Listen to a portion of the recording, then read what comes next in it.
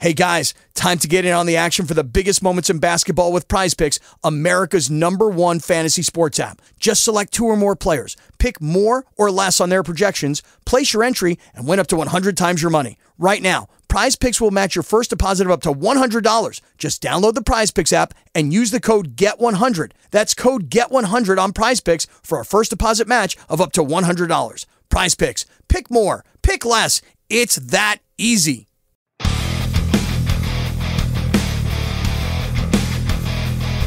Welcome to the pregame with Matt and Jax. This is the pregame. I'm Matt. I'm Jax. And here's this week's basketball podcast that we're instituting now, since we have a little too much to talk about. That's right. Well, now before we get into that, we should mention we are on the socials now. Yeah, we have social medias now, and that's kind of a big deal, right? It is a big deal, yeah. Kind of blowing up on there. We're on Facebook at the pregame with Matt and Jax. Our handle is at pregame Matt Jax. Matt just has one T, by the way. Yeah, M-A-T. Yeah, one of them fell off and something like that. Anyways, there are a ton of games to look forward to this week.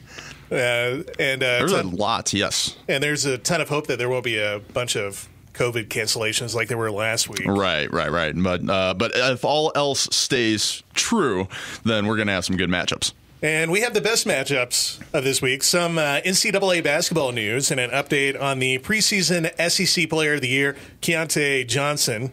Oh, and the NBA is back, kind of anyways. We won't worry about the NBA picks until the actual season gets underway because, well, preseason games use each team's deep bench. Right. So now we won't worry about that. Yeah.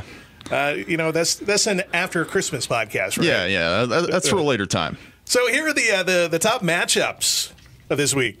We got number 5, Kansas, taking on number 15, Texas Tech. This one's going to be all about Texas Tech stopping Jalen Wilson, and who is shooting just a little over 50%. Texas Tech also has a hot shooter, Marcus Santos-Silva, who is shooting a white-hot 65%. Tech's only loss comes from surprising Houston, while Kansas dropped one to the number 1 team in the country, Gonzaga.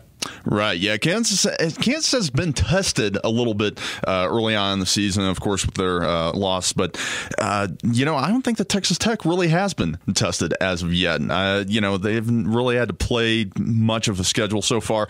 So, I like Kansas in this matchup, and, we'll go with that later on with the picks and everything. But Jalen Wilson, he is the real deal, a 6'8" freshman, and just phenomenal player. They're going to have a tough time stopping him. All right, the next game that we have here is number 12, Wisconsin, taking on number 23, Louisville. And this one was postponed after Louisville was plagued with COVID, thanks to Prairie View A&M not taking precautions and protocol seriously. Screw those guys. Louisville was set to play NC State this week, but that was postponed due to COVID on NC State's side. And the common theme here. Meanwhile, Wisconsin comes in with one loss to Marquette. Wisconsin plays at slow pace, and Louisville is using their pack line. So this one will likely be a low-scoring match, and Louisville has like 4 stars essentially on the IR the first couple weeks, and they might have 2 of them come back if they're lucky, but who knows? COVID's kind of a weird world. Yeah, this game is going to be a tempo game for sure. I mean, if Louisville can kind of run the pace and pick up the pace and everything, Carlick Jones, he's averaging 17 a game. And then, but the matchup issue for Louisville is the fact that Micah Potter and Nate Rivers for Wisconsin, 6'10" and 6'11", respectively, can they stop that down low? But Louisville does have a little bit of size. They've got plenty of guys that are over, 6'10". They've got Malik Williams has been on the IR, so that's kind of a big hindrance for them because he's 6'11", but with him not actually being in, is kind of throwing off Louisville's game a little bit. He's been kind of plagued with injuries his whole college career anyways. Yeah, it'll be an interesting matchup in that one. So probably a tempo game, but again, and keep in mind, both Potter and Rivers can score from anywhere on the court. So it could be interesting matchup issues. So we'll see. All right, number 20, Ohio State taking on number 22, UNC. I don't know why you'd ever bet against Roy Williams unless his team is really young like they have the last couple seasons. The Tar Heels have 2 losses so far, one to Texas and the other to Iowa, so 2 ranked opponents, which is forgiving until you can't beat a ranked team. That's kind of how it usually goes. Meanwhile, Ohio State is very unproven. The only Power 5 team that they've played is abysmal Notre Dame, but they did beat UK. So that is true. Yeah, this is going to be fun to watch because both teams, they like to get out and run. Roy Williams, he's going to use that whole bench of his as well. Very balanced throughout. So it's going to be an interesting matchup. The key player, it can EJ Liddell, him versus Garrison Brooks down low. That's going to be a good matchup. And finally, the game that we're kind of looking forward to, number 1 Gonzaga taking on number 3 Iowa. A couple weeks ago, we were really banking on that number 1 Gonzaga versus number 2 Baylor to see who really had the mettle to make it forward in the season. But the Zags have had 4 games canceled and 1 postponed this season already, which is kind of leaning to what we were just talking about. Yep. And the 3 wins they do have come from 3 Power 5 schools, 2 ranked, Kansas, West Virginia, and then Auburn. They tried really hard to get their big games in before they have, their softer conference schedule coming in, but they may have also kind of knowingly played while having COVID, which really isn't cool. Meanwhile, Iowa, 6-0 with their only real good win against UNC. Yeah, this is going to be a fun one to watch as well. Both teams can put up a lot of points. Gonzaga's averaging 93 points a game. Iowa's averaging 100 points a game. So both teams are going to be scoring at will for the most part. Can Iowa stop the combo of Drew Timme and Corey Kispert, though? That's the question. And that Mark Few is going to have Gonzaga ready for this one. And kind of shifting gears, there was a pretty big scare Saturday. Yeah. They're with Florida and Florida State during their matchup, with the SEC preseason player of the game collapsing during the game in one of the more scary situations that I've seen watching college basketball overall. Keyontae Johnson remains in critical but stable condition and is following simple commands, according to the statement. Johnson was successfully transported to University of Florida Health in Gainesville after spending the past 2 days in Tallahassee at Tallahassee Memorial and undergoing further tests.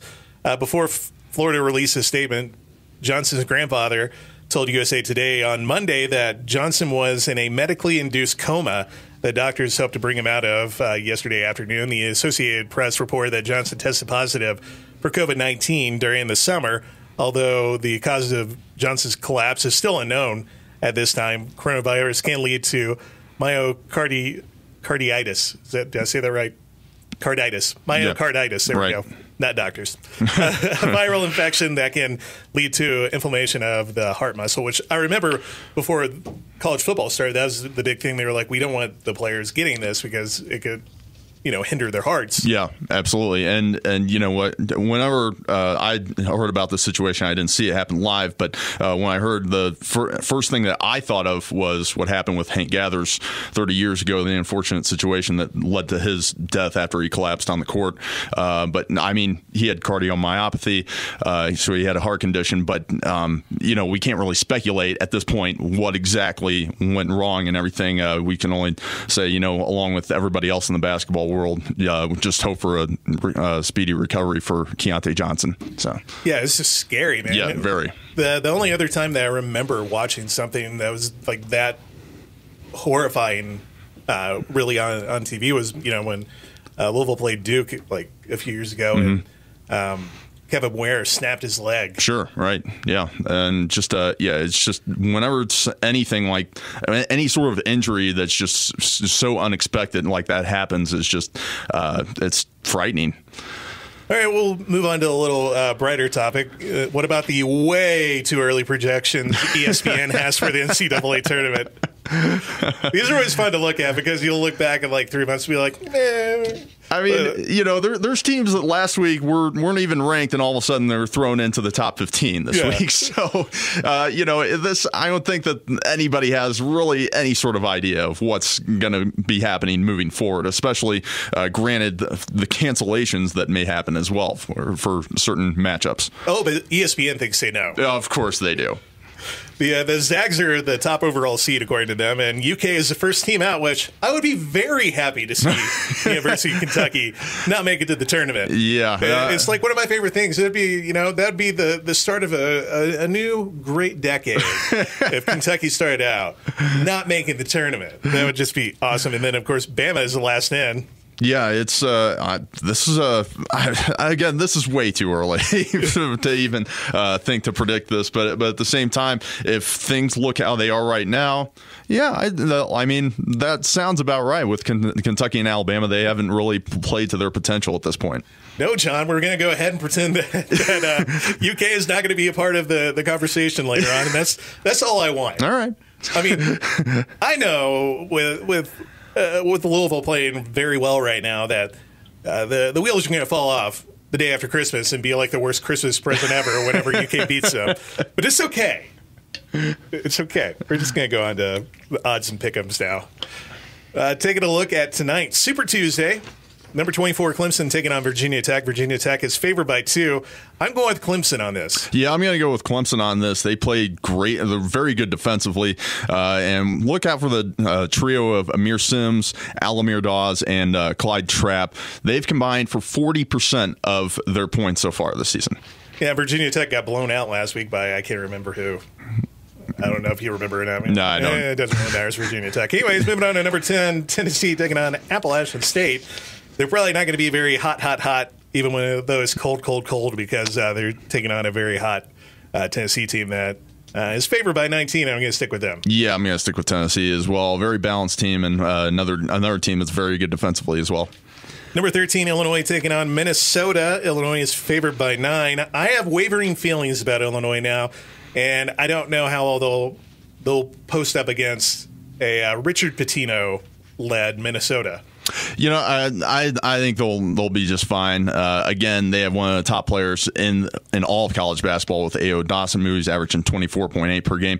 We saw him against Mizzou this past week in their loss. He put up 36. So, he can turn it on at any time. And he's got a good supporting cast. And keep in mind, their losses have been to Baylor and to Mizzou, who's now in the ranked 16th in the nation. So, two, rather respectable teams. I mean, there's nothing against Minnesota. They're like a second round team every year out of the Big Ten, but that's my Pitino bias too. Right. Number 12, Wisconsin taking on Loyola Chicago.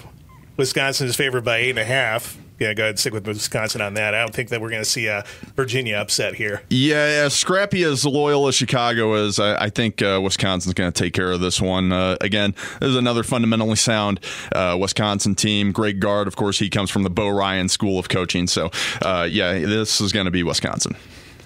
Moving on to Wednesday, Villanova, number 7 team of the country, taking on Butler. There's no spread on that yet because, well, it's early. Yeah, right, exactly. And Nova is who I think is going to win that one, regardless of its spread.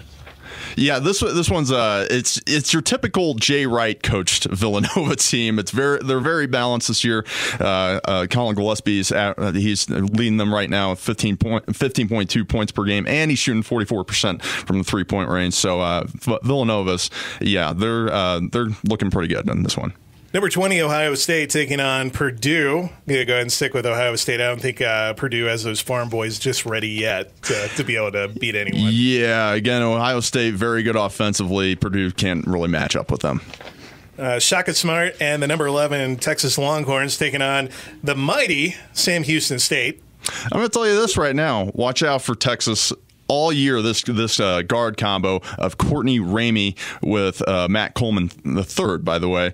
MC3 should be his nickname. Anyway, but Courtney Ramey from St. Louis, by the way, averaging 14.7 points a game, as is Matt Coleman, 14.5 a game, and they're both shooting over 40% from three-point range. So keep an eye out for those guys all year long.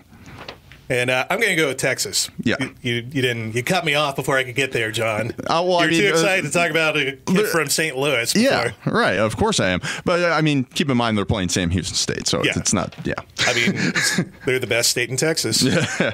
Number 21, Duke, which is weird to say. I can't remember the last time they've been in between 25 and 20. It's very strange. Yes. Taking on Notre Dame, that's going to be a Duke win because I'm pretty sure that Coach K is not happy with his team right now. No, yeah. It's just, with any Duke team, regardless of how they start, it's only a matter of time before Coach K fires them up. And I think against Notre Dame is a good one to make that happen. All right, moving on to Thursday, number 9, Creighton. Taking on St. John. Going to stick with Creighton. Yeah, I think St. John's going to have some matchup problems with them. Creighton's very balanced. I think, Creighton runs away with this one. Although that's a fun Big East conference to watch play basketball It right is. now, too. Yeah, right. Number 5, Kansas, taking on number 15, Texas Tech. Kansas probably going to have this one. Yeah, I don't think they're going to have an answer for Jalen Wilson, honestly, and he just continues to impress game in, game out. And Kansas, another one of those teams, very balanced. Pretty much anybody on the floor can beat you at any time. So I'm going to go with KU. Let's go ahead and give you a preview if that point spread is over 12 points, so I wouldn't take it. I'm just going to put that out there. I wouldn't take Kansas with that. I don't think I'd take that one. I would take Kansas with 10, but not that many, because I don't think they're going to throttle them too much. Agreed. Yeah, I think it's going to be a little closer, but KU will straight up. All right, Friday, number 18, San Diego State taking on BYU. This isn't the football game where San Diego State upset them last week, but I'm going to still stick with San Diego State. Yeah, San Diego State, they got a very deep bench as well, and they shoot it good from three-point range, and they're very good defensively. So, no reason not to pick them. Tennessee, short turnover here. Number 10, Tennessee taking on Tennessee Tech. Pretty sure Tennessee's got this one. Yeah, anytime Tennessee's taking on a Tech, you can pretty much bet that it's going to. They're going to take that one, unless of course it is Texas Tech. But that is not the case here. No. Number 16, Mizzou taking on Prairie View A&M. Mizzou's going to win this one, but again, this will be one that you watch the spread on, because even though Prairie View A&M likes to spread COVID to other teams, yeah, right, they're not a bad small team. No, they're not, but they're going to have some issues with Mizzou. They like to play a lot of four-guard sets. They're very athletic. Mark Smith and Drew Smith, no relation, and Xavier Pinson, that trio, they're averaging 15, 14, and 14 respectively. So, I mean, then pretty much any of those guys can beat you at any time. All right, number 8, West Virginia, taking on Iowa State, and I have no reason to not think that West by God is going to win this one. Yeah, they got a good combo there with Miles McBride and Derek Culver with the guard, and with Culver working block down low. So, West Virginia in this one. Or ain't no heart attack from Bob Huggins on the sideline. Right, yeah. All right, number 12, Wisconsin taking on number 23, Louisville, Saturday. That's going to be like a 10 a.m. game for us on Mountain Time. It will be, yeah. Obviously, I'm sticking with Louisville. I wouldn't, even though Wisconsin's going to be favored in this, watch that spread. Yeah, exactly. I would agree with that. Yeah, I think it's going to be a close one, regardless of how it turns out. But I'm taking Wisconsin this one pretty much because every time I pick against Wisconsin, they always burn me. All right, number 1, Gonzaga taking on number 3, Iowa. The Zags, I'm pretty sure, are going to be able to handle them pretty easily. The 3 games that they've played. Mm-hmm. Been able to blow up the teams that they're going against, and they're going against some good competition. Yeah, again, I think Mark Few is going to be have his crew ready for this one, because I just can't see Iowa matching up with them very well. Number 2, Baylor taking on Kansas State. Going to go with Baylor on this one. Yeah, Baylor, they're, again, another team that's very balanced, very athletic, and a really deep bench, too. So they're averaging 90 points a game right now. So look for them to get out and run away with this one against Kansas State. All right, this one is one of our big matchups. Number 22, UNC taking on number 20, Ohio State. I'm going to go with UNC. I think they're going to be able to run away with it. You can never get bet against Roy Williams. You just can't for whatever reason. But again, yeah, UNC. I see them kind of outscoring Ohio State in this one. And again, they got that deep bench, so they're going to be able to put some pressure on throughout that game. And Big Ten basketball is boring. So I'm just going to put that out there. Yeah. It's the most boring conference to watch. Yeah. Number 17, Virginia, taking on number 7, Villanova. This should be a good one, too. This will be a really good one. I'm going to go with Virginia on this. I think the pack line is going to be too much for Nova. Yeah, it's tough to bet against Tony Bennett, because he's going to have him ready to play, and it's just, it's that they're so good defensively. Oh, man, this is going to be a fun one to watch, but I'm going to take Virginia. UCF taking on number 15, Florida State. Florida State's got this one. I don't even think that UCF will have a shot. Even though UCF is the biggest school in Florida, Yeah. They're not getting the biggest and best players. Yeah, exactly. Yeah, FSU, I like. They're looking pretty good. Another one of those teams is very athletic. I see them running away with this one. And if you don't feel like watching games on Sunday that are football related, number 9 Creighton's taking on UConn. Creighton should be able to handle UConn. They haven't really been that good since Ollie took them to the championship. Yeah, right. I will take Creighton in this one as well. Number 13, Illinois taking on number 19, Rutgers. I'm going to go with Illinois on this one. Yeah, Illinois just too balanced and good supporting cast for Ayo Dosunmu as well. I think it was Rutgers that beat Virginia Tech. Yeah. Was that it? Yeah, they beat them by like 20 points. And I was just like, ooh. Yeah, right. Yeah. Number 11, Texas, taking on Oklahoma State.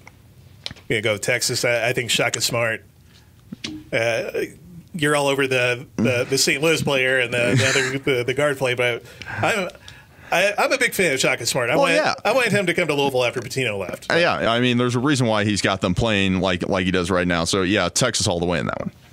Number 4, Michigan State taking on Northwestern. Michigan State going to have this one. They missed out on their matchup last week because of COVID, so hopefully they'll be back and ready. Yeah. Michigan State. This is pretty much the Tom Izzo factor in this one. We'll have him. He'll have him ready to play against Northwestern. They should be able to cover that one pretty easy. And we got some local flavor here. Wyoming is taking on Omaha tomorrow. Yeah, tomorrow.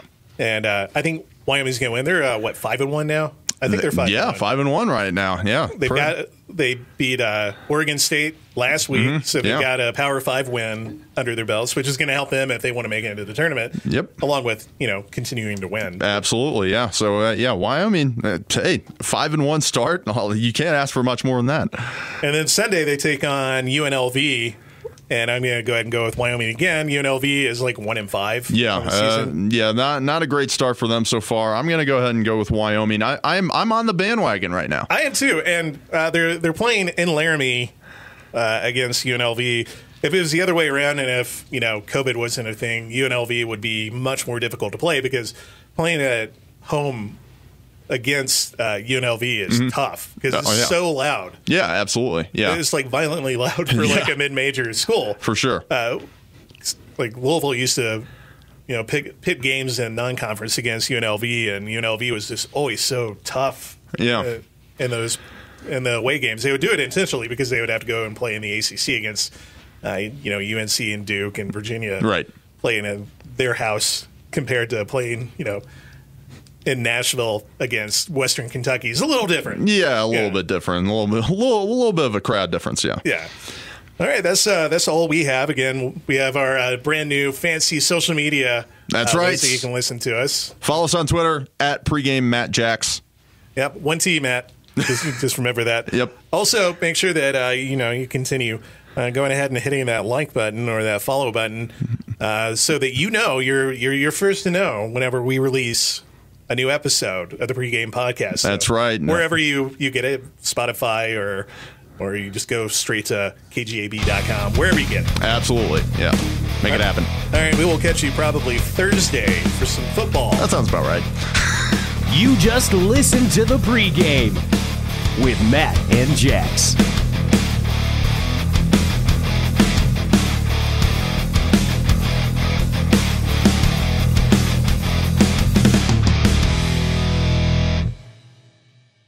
This podcast is sponsored by Ramp. Are you the decision maker in your company? Consider this. For the first time in decades, there's a better option for a corporate card and spend management platform. Meet Ramp, the only corporate card and spend management system designed to help you spend less money so you can make more. Most corporate credit cards offer points as incentives, but those points amount to less than their worth in real cash value. Ramp's business cards offer you cash back, real money in your pocket. Plus, you control who spends what with each vendor. And Ramp software collects and verifies receipts automatically, which means you'll stop wasteful spending and close your books in hours instead of days. Businesses that use Ramp add up to 5% to their bottom line the first year. If you're a decision maker, adding Ramp could be one of the best decisions you've ever made.